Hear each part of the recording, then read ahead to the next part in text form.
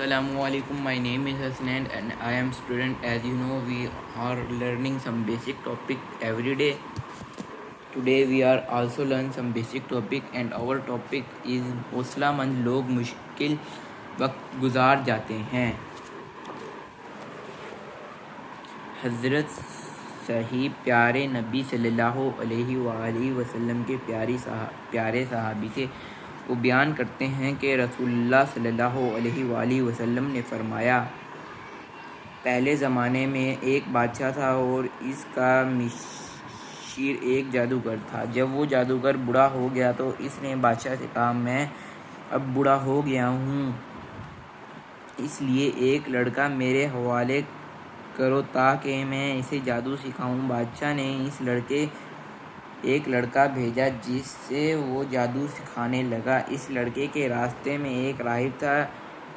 राहिब पुरानी कौमों में नेक आदमी को कहते हैं। लड़का जब भी इसके पास से गुजरता तो थोड़ी देर के लिए इसके पास बैठ जाता। इसकी बातें इसे अच्छी लगती। राहिब के पास बैठने की वजह से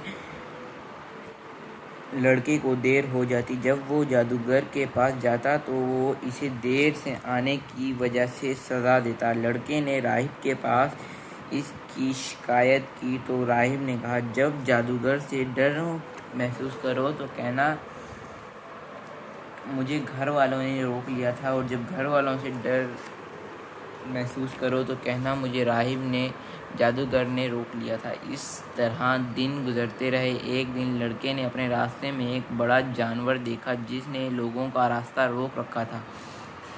लड़के ने दिल में कहा, आज मालूम होगा कि जादूगर अच्छा है या राहिब। इसने एक पत्थर उठाया और कहा, अल्लाह, अगर तुझे राहिब ज़्यादा पसंद है जादूगर से तो फिर इस जानवर को इस पत्थर के ज़रिए हलाक कर दे ताकि रास्ता खुल जाए और लोग गुजर जाएं।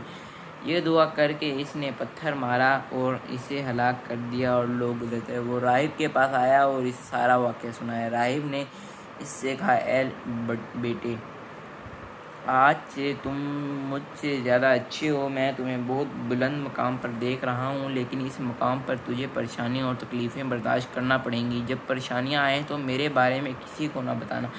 अब वो लड़का पैदाइशी अंधों को दुरुस्त करता था और दीगर तमाम बीमारियों में मुब्तला इंसानों का इलाज करता था। बादशाह का एक वज़ीर अंधा था। इसने इस लड़के के बारे में सुना तो बहुत सारे तोहफे लेकर इसके पास आया और कहा, अगर तुम मुझे ठीक कर दो तो ये सारा माल और तोहफे तुम्हारे हैं। लड़के ने कहा, मैं तो किसी को शिफा नहीं देता, शिफा तो अल्लाह ताला देता है। अगर तुम अल्लाह ताला पर ईमान ले आओ और मैं अल्लाह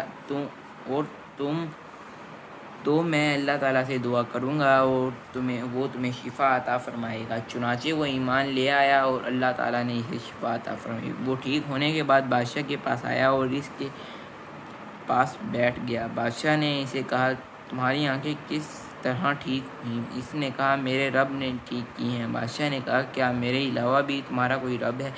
इसने कहा, मेरा और तेरा रब अल्लाह ताला है। बादशाह ने इसे गिरफ़्तार कर लिया और इसको सज़ा देता रहा, यहाँ तक कि इसने लड़के का पता बता दिया। अब इस लड़के को बादशाह की खिदमत में लाया गया। बादशाह ने इससे कहा, बेटे, अब तेरे जादू का कमाल यहाँ तक पहुँच गया है कि तू पैदाइशी अंधों को ठीक करता है और इसके अलावा भी बहुत कुछ करता है।